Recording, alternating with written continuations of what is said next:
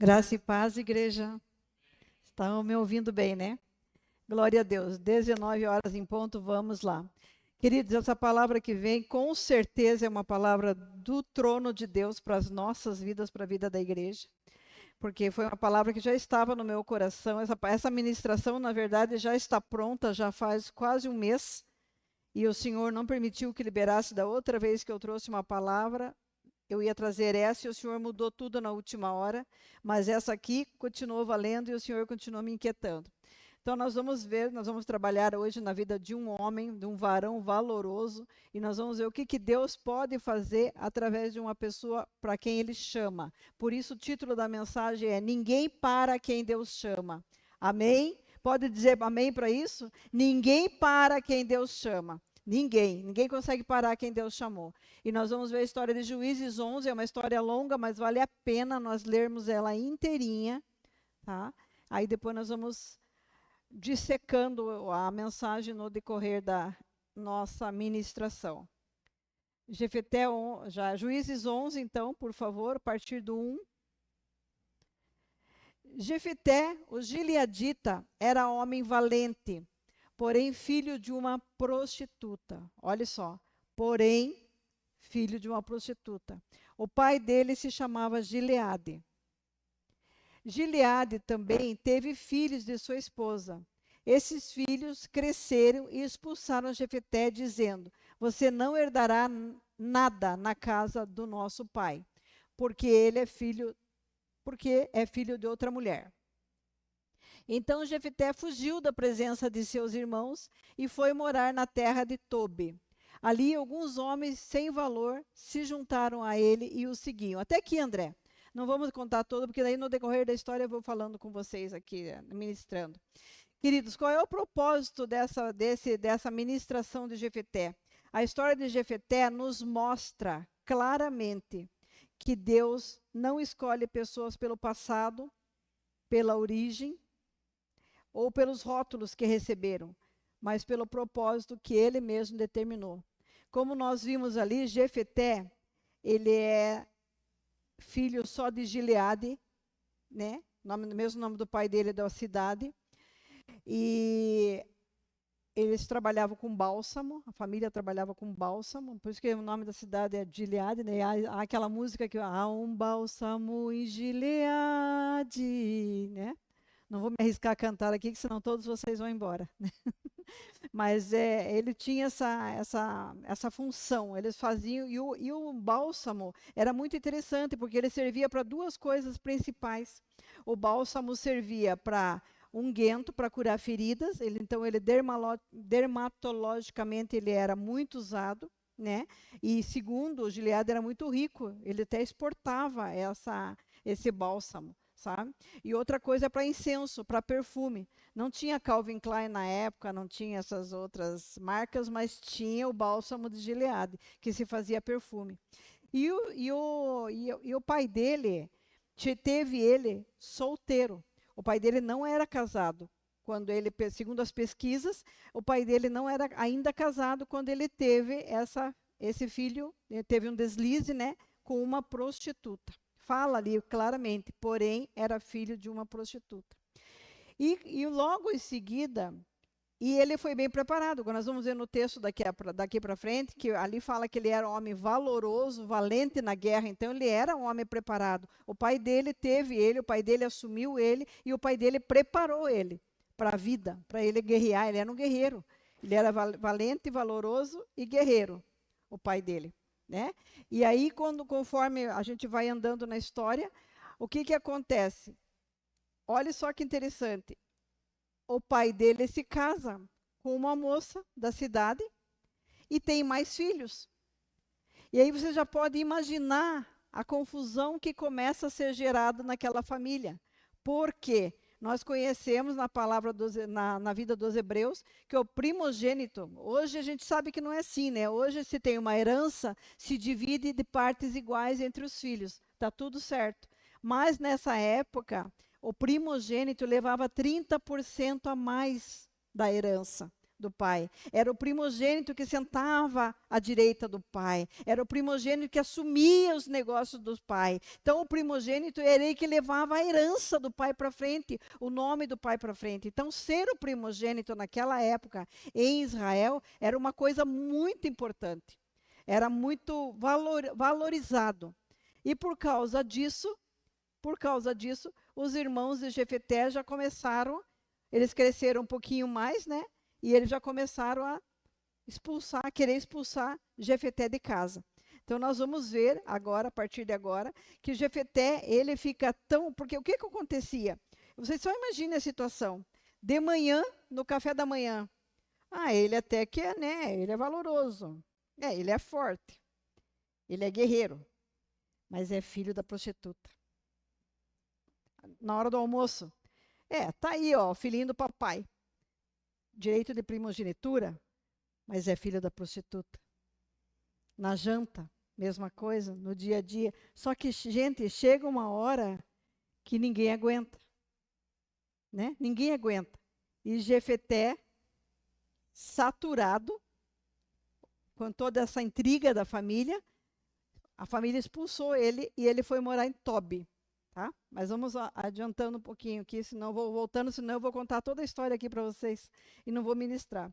Então, esse é o objetivo da nossa ministração, mostrar que Deus não define ninguém pelo passado, rejeição não anula o chamado, caráter, obediência e maturidade espiritual importa mais do que a origem, porque ele era filho de uma prostituta, mas nós vamos ver o que Deus fez com ele, porque Deus o chamou. Amém? Então, esse foi o começo de Jefeté. Ele era filho de uma prostituta, foi rejeitado pelos próprios irmãos, cresceu carregando marcas emocionais, ele cresceu carregando essas marcas, expulso de casa, vive como marginalizado e carrega rótulos que poderiam tê-lo paralisado. Né? Ele podia passar na rua e o pessoal dizia assim, lá está indo, ó, o filho da prostituta. Né? E com certeza devia acontecer isso. Ele ia passando, as pessoas sabiam, então era um estigma, essa é a palavra, né? Ele tinha um estigma sobre a vida dele. E ele podia ter realmente se paralisado com isso. Quanta gente fica paralisado por muito menos que isso? Porque chamou de burrinho na escola, porque chamou de alguma coisa, pronto, aquilo lá virou um trauma, né? E ele foi muito pior do que isso, mas ele perseverou. Então, o lugar da rejeição nunca é o lugar final de quem Deus escolheu. A gente pode já começar a aprender isso, né? O lugar da rejeição, o lugar onde houve a rejeição, nunca é o lugar, não é o mesmo lugar do final, de onde Deus tem para você um propósito, onde Deus escolheu. Né? Nós podemos perceber aqui que pessoas rejeitadas podem desenvolver. Tem dois lados. Uma pessoa rejeitada, ela pode se anular, ficar se vitimizando. Porque você não sabe o que aconteceu comigo. Quantas pessoas a gente atende e as pessoas falam assim, mas isso não é bem assim, porque você não sabe da minha história. Você não sabe o que aconteceu comigo. Né? Você pode ficar nesse lugar. Tudo bem, é um direito teu. Você não vai crescer, só isso, porque você vai ficar nesse lugar de vitimismo. Mas você também pode aprender com Jefeté que ele ficou no lugar onde ele cresceu, onde ele teve força, resiliência, e nós vamos ver daqui para mais na frente que ele teve dependência de Deus. Então você escolhe o lugar. Ou você fica num lugar de lamúria, chorando ali de vítima, ou você escolhe um lugar onde você fica na dependência de Deus e não aceita essa rejeição sobre a tua vida. Né? Nem todo afastamento, queridos, obrigada, Claudinha, nem todo afastamento é perda, às vezes é treinamento. Porque o que aconteceu com ele ali? Ele foi mandado para Tobi. Né? Tobi era uma cidade do lado de Gileade, não era muito longe, mas ela era uma cidade de prostitutas e ladrões. Era uma cidade de pessoas que viviam escondidas. Então, imagine, ele ficou confortável, porque nessa cidade estava cheio de prostituta. E tinha ladrões ali também. Então, ele era o bonzão ali, né? Ele chegou, ele não era tão ruim como ele era considerado na casa dele. Ele começou a ficar confortável nesse lugar. Só que era o lugar de Tobi que Deus mandou ele? Não, Deus mandou ele para Gileade. Mas olha o que acontece em Tobi. Ele não se desespera em Tobi. E o que ele faz? Ele começa a convocar esses homens que eram ladrões e ele forma uma espécie de gangue. Vocês podem ver lá na continuidade do texto, podem ter a curiosidade de ver, ele forma um grupo de pessoas. Lembra de Davi na caverna de Adulão? Davi fez a mesma coisa, ele pegou todos os excluídos e formou uma liderança com aqueles excluídos. Aleluia, glória a Deus por isso, né? Porque é isso que Deus faz. E a mesma coisa que Deus fez ali com Jefeté também. Ele pegou aquele grupo, Jefeté pegou aquele grupo e formou uma liderança com aquele grupo. Era uma liderança que não era muito bem vista? Era, porque eles eram ladrões. Então, eles saqueavam os lugares e tal, né? Mas ele liderou essa equipe. Ele liderou, ele conseguiu reunir esse pessoal e liderar, tá? Então, a gente vê que nem todo afastamento é perda. Entenda isso. Às vezes é treinamento. Às vezes é só treinamento. Às vezes Deus permite o afastamento para nos preparar longe das vozes erradas. Nos afasta de ambientes que não cooperam com o nosso propósito. Eu até tenho um testemunho rapidinho aqui para vocês, que logo que eu me converti, todo domingo a gente se reunia na casa do meu pai e da minha mãe. Meu pai ainda estava vivo, minha mãe estava viva, a gente se reunia ali na casa deles, todo domingo. E o que acontecia? Quando nós nos convertemos, começou a haver diferenças. Começou a haver, sabe aquela coisa que estava tudo tão encaixadinho? Começou a não encaixar mais. E eram os meus irmãos amados, que eu amava.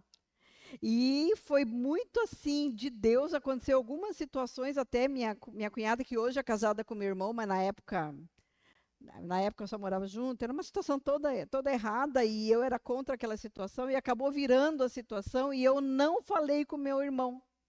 Com o Paulinho, que é o meu irmão, assim, o Paulinho é aquele irmão que quando ele ia apanhar do meu pai, ele é 5 anos mais novo do que eu, quando ele ia apanhar do meu pai, eu abraçava ele, eu levava a chicotada e ele não. Então, para vocês terem uma ideia, esse irmão eu me afastei quando eu me converti, mas depois eu entendi, Deus restaurou isso, glória a Deus, hoje ele também é convertido, a família toda é convertida, tá? Glória a Deus, está tudo certo, né? Mas na época, Deus precisou me afastar, porque eu era muito influenciada por ele, pelos meus irmãos, na verdade, né? E por eu ser muito influenciada por eles, Deus me separou desses ouvidos, para eu ficar ouvindo só a voz dele, até eu crescer e ter a maturidade de sentar e conversar e dialogar, porque às vezes a gente não tem, né? A gente senta na frente de um amigo que não é convertido, a gente não sabe o que falar para ele. A gente tem que se preparar, por isso que Deus esconde um pouquinho a gente. Não é que a gente não vai se dar mais amizade para sempre, não, mas um tempo é bom ficar separado. É bom ter esse tempo de maturidade com Deus, buscar isso em Deus. Deus, eu quero ouvir só a tua voz. Aí Deus te fortalece, te prepara, aí você vai sentar à mesa e você vai poder falar claramente daquilo que está vivendo. É uma bênção isso, maravilha. Tá? Então, o segundo ponto, né, o primeiro é o contexto de Jefté, o segundo ponto é o tempo do anonimato, Deus trabalha no oculto. Nós podemos ver lá, Juízes 11:3, que ele foi para Tobi, ele foi enviado para Tobi.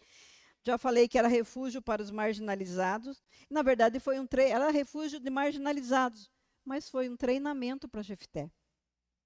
Para Jefté foi um treinamento. Nós vamos ver o final dele aqui. Homens marginalizados, levianos, se juntaram a Jefté e saíam com ele. Mas o que percebemos em todo momento é que Jefté não foi influenciado por aquele grupo. Ele sentou com ladrões, mas não se tornou um ladrão. Ele sentava com as prostitutas, mas ele não se prostituía. Então é interessante você perceber isso em Jefté, né?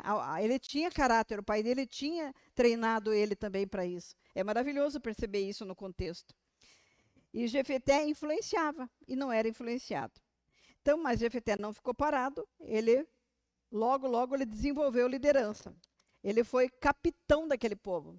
Nós vamos vendo lá no texto, vocês podem ler isso aí, está no texto, que ele se tornou capitão dessa turma. Então, olha só, de rejeitado ele já foi para capitão ali, né? Tá? Então, ele desenvolveu coragem e o deserto virou uma escola para ele. Ali um deserto, onde os irmãos acharam que estavam mandando ele para o deserto, estava sendo uma escola para ele. Tá? Então, não despreze, queridos, a fase de anonimato. Não despreze. Isso aí tudo é escola para a gente. De silêncio. A gente acha que Deus não está falando, ou nós não estamos aparecendo. Isso até para nós como igreja também. Né? Não despreze esse tempo de anonimato, nem o tempo de silêncio, nem o tempo de espera. Porque esse tempo de espera foi o tempo que curou feridas para ele. Nós vamos ver no texto ali que curou feridas, ajudou a formar mais ainda, formatar o caráter dele, né? E amadurecer decisões. Quantas decisões nós já tomamos e a gente pega e fala às vezes de repente, rapidinho, assim, eu mesmo, por mim, pelo meu próprio perfil, assim, às vezes eu falo uma coisa, tenho sido trabalhada em Deus nisso, às vezes eu falo uma coisa que meia hora depois eu vou me arrepender de ter falado. Falei precipitadamente. E quando a gente tem esse tempo, a gente pode amadurecer essa ideia. Podemos colocar no papel, ver bem, Deus, é isso aqui mesmo? É esse lado para fazer isso ou não é para fazer isso? E às vezes, muitas vezes, eu já tive que voltar atrás. Olha, perdão, falei uma coisa que eu não devia ter falado. Aí a gente é obrigado a voltar atrás, porque a gente não pesou aquilo que a gente falou, né? A gente não tirou esse tempo para ouvir Deus, para melhorar nossas decisões. Então, anote isso. Ó, o que você faz quando ninguém te vê, que é no caso dele lá, né? Define onde Deus pode te colocar. Tem um livro muito interessante que nós lemos também logo que... Se vocês perceberem, gente, nós sempre falamos aqui, principalmente para nós, para a liderança, mas é para toda a igreja. Como é que o Pio trabalhava a liderança conosco, né? Às vezes ele tinha reuniões, mas muitas vezes ele falava assim, ó, leia o livro tal. Gente, o Jaime é testemunha aqui. Todos os livros que o Pio indicou, mesmo não só no grupo de liderança, mas falando de púlpito, eu ia lá, imediatamente já comprava.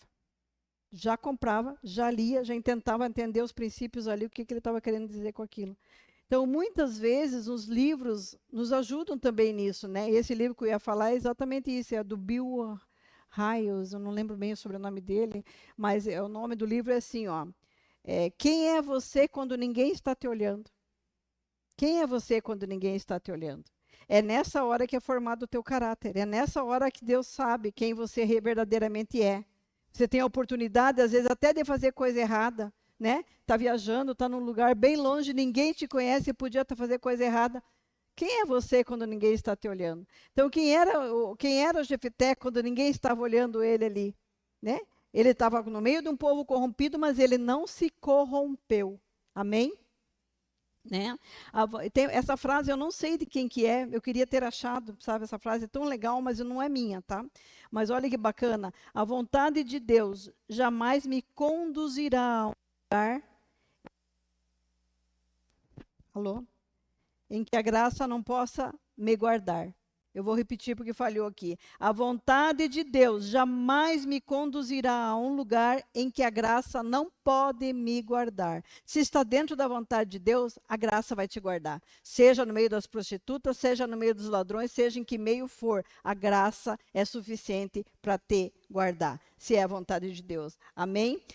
3. O chamado inesperado. Deus restaura a honra. Juízes 11, agora vamos ter que ler, que essa parte eu não li ainda. 11, do 4 ao 8, por favor, André. Passado algum tempo, né? Na verdade, passado algum tempo aqui, queridos, pela pesquisa são 18 anos. Ele ficou 18 anos fora de Gileade. Passado algum tempo, os filhos de Amon entraram em guerra contra Israel. E essa guerra durou esse tempo, ele durou 18 anos. Enquanto Jefté estava fora, expulsaram o guerreiro da cidade, a cidade entrou em guerra. Quando os filhos de Amon atacaram, os anciões de Gileade foram buscar Jefté na terra de Tobi. Onde é que foram buscá-lo? Mais um. E disseram a Jefté: venha ser o nosso chefe para podermos lutar contra os filhos de Amon. Porém, Jefté disse aos anciãos de Gileade: vocês não são aqueles que me odiaram e me expulsaram da casa do meu pai?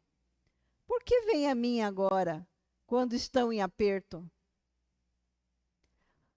Os anciãos de Gileade responderam a Jefté: é por isso que agora estamos voltando a você. Venha conosco e lute contra os filhos de Amon. Seja o nosso chefe sobre todos os moradores de Gileade. Até 8 eu falei, né? Então, os mesmos que rejeitaram eles, né? Os próprios irmãos e os anciãos da cidade, que mandavam na cidade, foram lá e, ó, bateram na porta de Jefeté.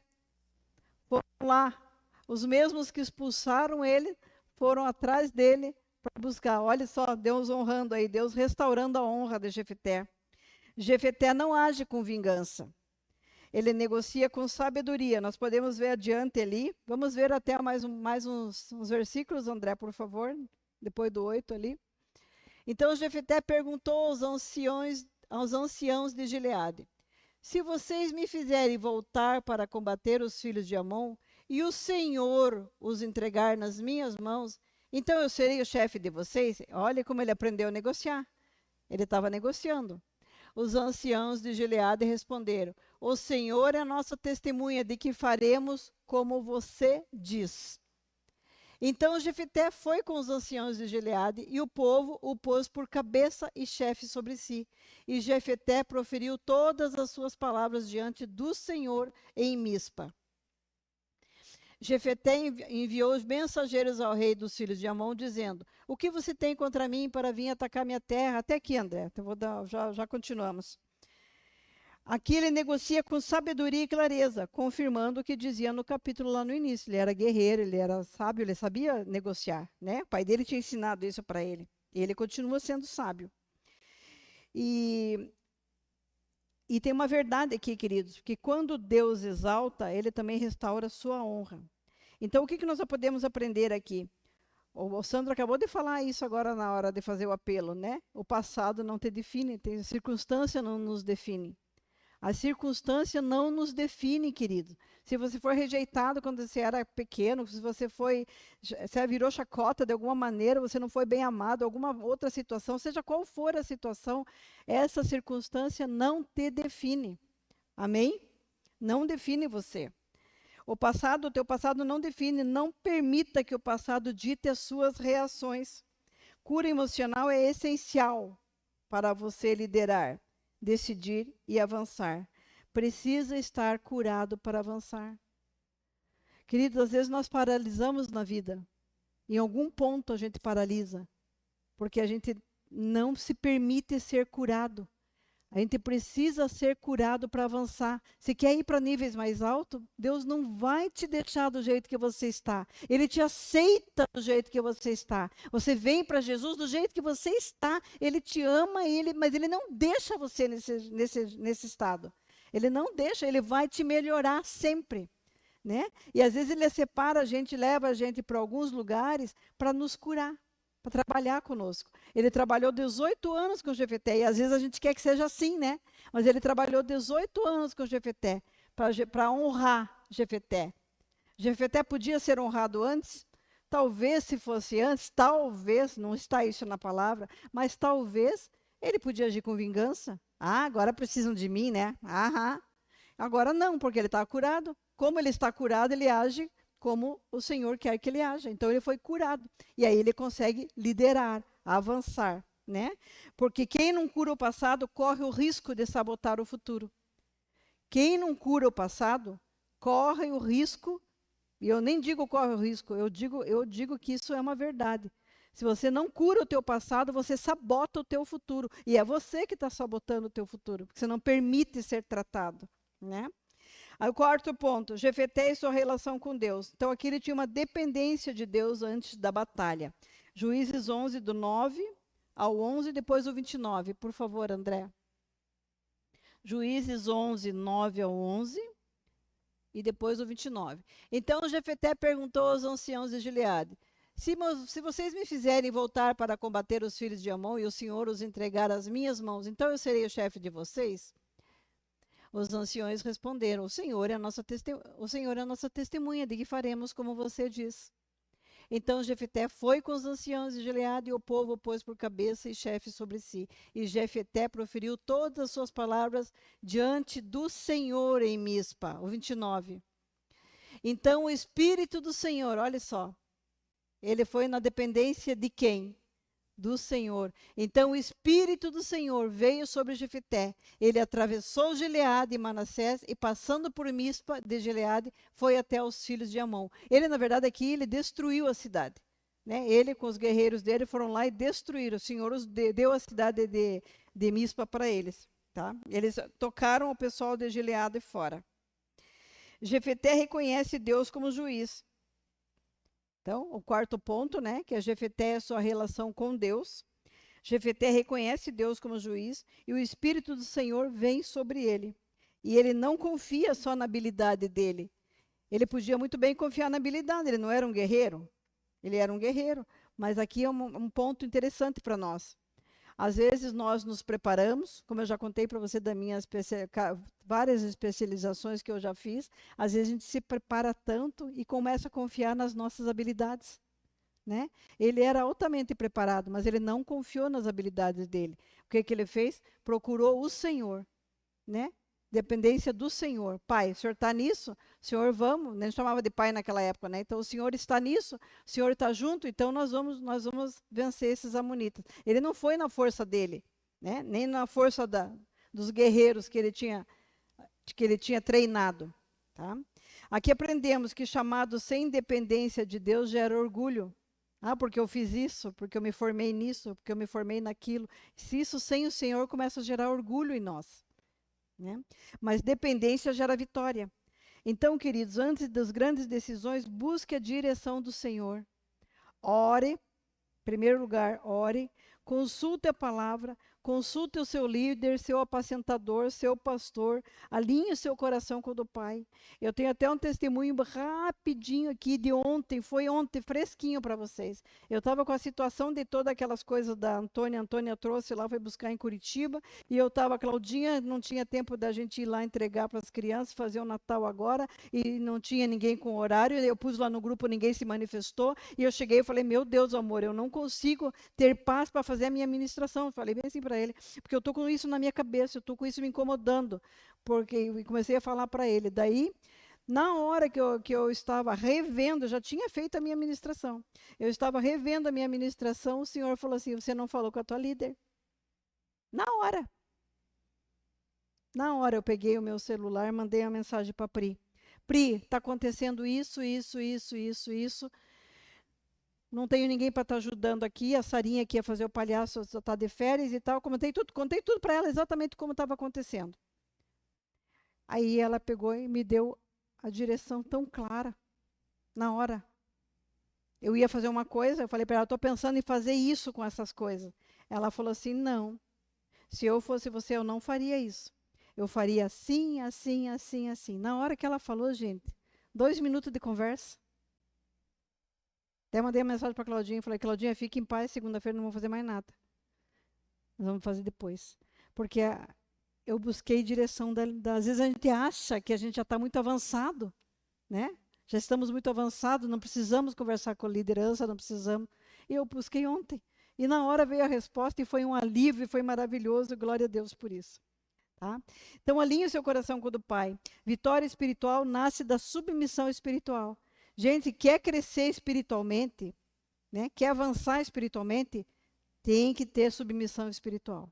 Senão, esse é um princípio de Deus. Não tem como subir. Ainda mais nós na aba, que a gente trabalha por princípio, né? Então, nós temos um líder, tem o coordenador, tem o pastor. Então, nós temos isso. É o nosso DNA. Se você não vier e falar, se você não vier e conversar, você vai ficar no mesmo nível, vai ficar no mesmo lugar. Depende só de você, né? E eu ia falar do voto, que ele fez um voto. Ele teve um erro como líder, né? O Jefté, que é ter o voto lá. Ele fez um voto, primeiro que saísse da casa, se ele tivesse vitória, ele ia sacrificar, e quem saiu da casa foi a filha dele, depois vocês vão lá. Mas ele não sacrificou a filha dele, eu nem vou falar nisso porque já está dando meu horário, falta 1 minuto ali. Né? A filha dele ficou em celibato, ela nunca casou, e a geração de Jefté acabou ali, porque ele não teve filho, a filha que não pôde casar, então a geração dele acabou ali. Né? Uma pena, mas ele foi um guerreiro maravilhoso. Tá? Qual é a conclusão, então, queridos? Deus usa rejeitados. O passado não anula o chamado. O passado não anula o chamado. 1 Samuel, Samuel 12, 11, Samuel fala dele. Samuel fala de Jefté. Em Hebreus 11, 32, que é os heróis da fé, ele está na lista, Jefté está na lista. Jefté, o filho da prostituta, está na lista dos heróis da fé. Então, olha que maravilhoso, Deus não anulou, não considerou nada disso. O deserto prepara. A dependência de Deus é essencial e maturidade evita erros e dores desnecessárias. Amém? Então, lembre, Deus não chama os capacitados, mas Ele capacita os que Ele chama. Ele capacita. Tá? Aleluia? Então, coloque em pé, por gentileza. Então ele ganhou a guerra lá, foi e restaurou, e ele foi o juiz. E eu vejo assim, ó, não está na Bíblia, mas eu vejo a história dele assim, ó. Como diz o primeiro capítulo, Jefté, homem valente, valoroso, guerreiro, porém filho da prostituta. Eu vejo assim, Jefté, homem valente, valoroso, guerreiro, filho da prostituta, porém, juiz de Israel, porque ele foi elevado juiz de Israel. Amém? Aleluia! Glória a Deus. Queridos, então feche os teus olhos, se você quiser, pode pôr no teu mão no teu coração e vamos orar. Pai, nós queremos colocar agora, Senhor, diante do Senhor. O Senhor usou a vida de Jefté para nos ensinar, Senhor, que liderança sem o Senhor não é uma liderança que tem vitórias. Nos ensinar que rejeição, Senhor, não define o nosso passado, o passado, como o passado dele de rejeição, não define o nosso futuro, Senhor. O Senhor pode usar tudo isso para a tua honra e para a tua glória. Pai, eu oro agora pelas pessoas marcadas que algum dia tiveram alguma rejeição na sua vida, desde o ventre da mãe, às vezes nem sabe e por que sente esse sentimento de rejeição. Mas eu quero que agora que o Senhor esteja limpando, que o Senhor esteja curando, Paizinho, porque o Senhor é poderoso para ir lá na genealogia, lá na gravidez, lá na concepção, quando o Senhor formou essa pessoa, o Senhor o formou perfeita, que o Senhor alcance agora ela lá nessa concepção e traga cura, Pai. Se houve rejeição de alguma maneira, às vezes não era o sexo que o pai queria, às vezes não era o tempo de nascer, mas que o Senhor esteja agora curando, Pai, usando assim essa história de Jefté que fala, os homens podem não querer, mas o Senhor já queria. O Senhor já tinha um plano, o Senhor já tinha um propósito, Pai, para essa vida, para essa pessoa, em nome de Jesus. Pai, quero olhar também orar para quem está em tempo de espera. Querido, se você está esperando ainda, espera, não está sozinho, você está esperando no Senhor.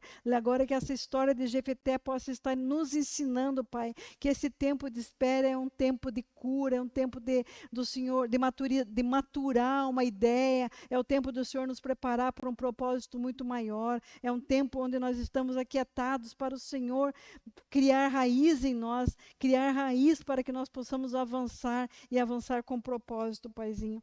Eu oro pela cura emocional e pela cura espiritual também, Senhor. Em nome de Jesus, como nós vimos aqui, Jefté não ficou se lamuriando, não ficou chorando, ele se levantou e continuou sendo um guerreiro, apesar dos irmãos de Jefté o rejeitarem. Jefté foi um guerreiro, continuou, Senhor. Então, que cada um aqui também possa aprender com essa história e ser um guerreiro nas tuas mãos, um forjado, Senhor, para vencer as lutas, vencer os desafios com o Senhor, em nome de Cristo Jesus, que possa o Senhor estar tendo essa cura emocional agora e essa maturidade espiritual,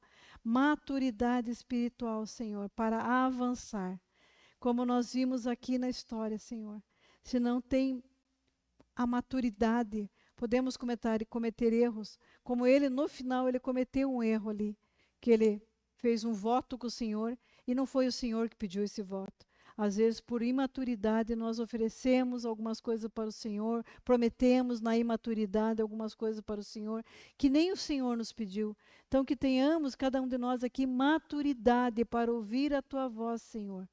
Para ouvir a Tua voz e fazer aquilo que está no Teu coração. Em nome de Cristo Jesus, Pai. Muito obrigada. Amém. Amém, Pai. Declaramos uma semana maravilhosa de vitória a cada um, em nome de Jesus. Amém. Amém, queridos. Amém. Glória a Deus.